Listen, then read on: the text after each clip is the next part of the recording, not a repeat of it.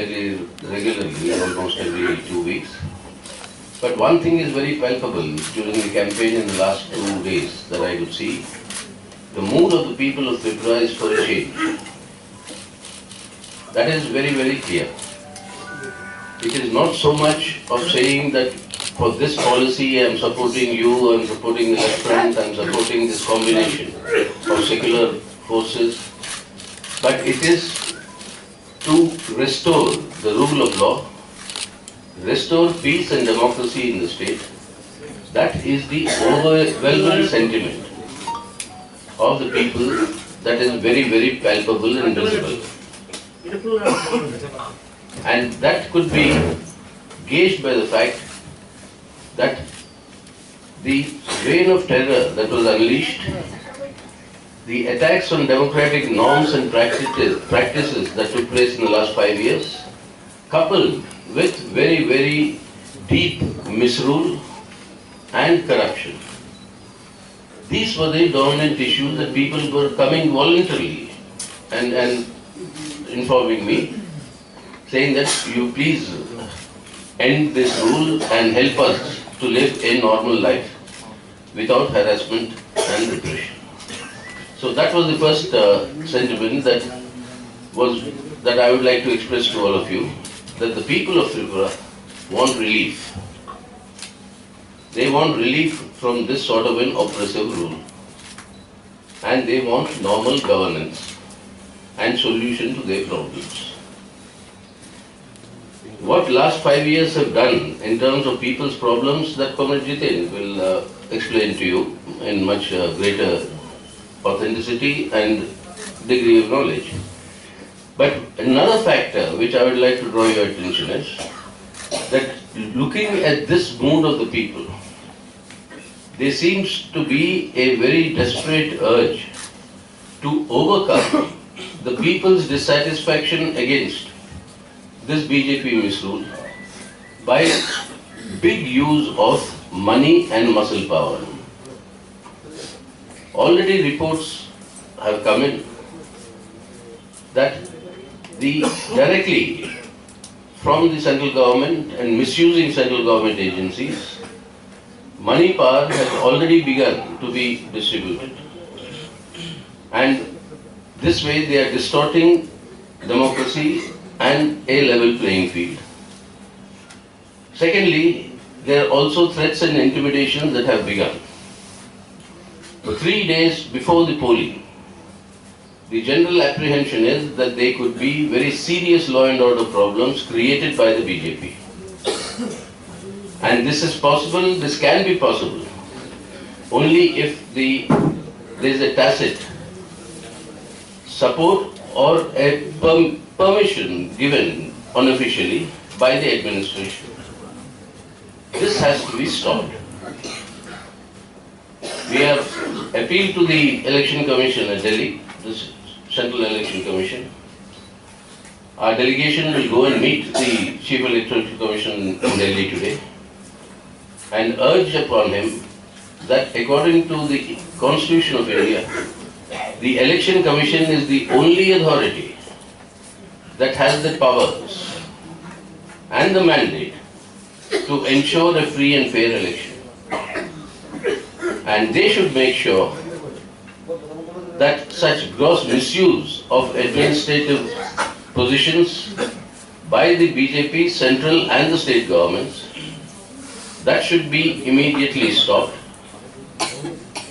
Secondly, the elections must be conducted under the strict provision of the central forces that the Election Commission will set. And the voter intimidation that Tripura has seen in the past, if that has to stop, it should be the central forces and not forces drawn from BJP ruled states that we hear are being deployed here. In a general election, we can understand state governments being asked to assist the holding of the conduct of the elections because of the shortage of forces. But in this sort of an election, where there are only just 3 states which are going into election now, that too in the northeast, this cannot be an excuse that there is a shortage of central paramilitary forces. So that must be seriously examined and curbed by the Election Commission. But the protection to the voters and the confidence that must be given cannot be confined only to the polling booth. This has to be given through a general campaign conducted by the Election Commission. They have done it in the past.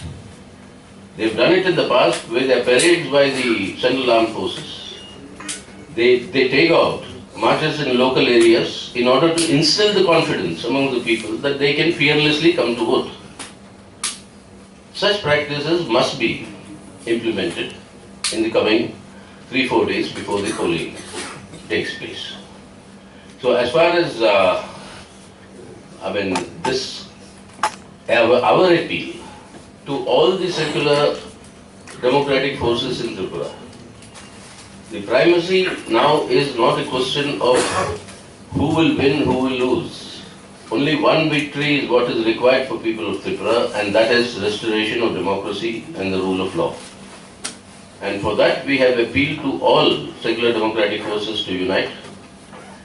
And that appeal goes out to the people also, and they are responding, I must say, and the response has been very, very enthusiastic so far. So they come with their own problems. They come with the promises that the BJP made 5 years ago about teachers recruitment. The reality is 10 lakh teachers, the number has reduced. About Rega, 10,000 has reduced. Rega, it was the highest in the country, and from the center, people were actually surprised how Tripura could give so many mandates in a year, which major states could not give. It crossed at one time 92 days in a year.